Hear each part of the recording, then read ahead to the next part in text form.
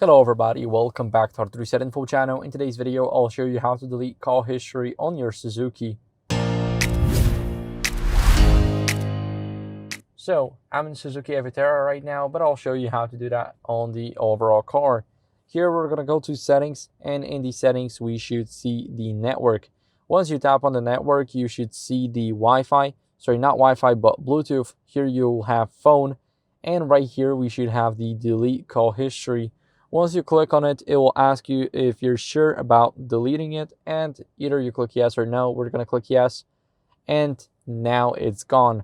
So now whenever I press download call history, as you guys can see, it's unable to download it because we are because we have deleted this, and now we basically are like people that never used the call in our car. So that's how you guys can do it. Thank you for watching. If you enjoyed this video, then make sure to leave a like, subscription, and a comment, and I'll see you in the next one.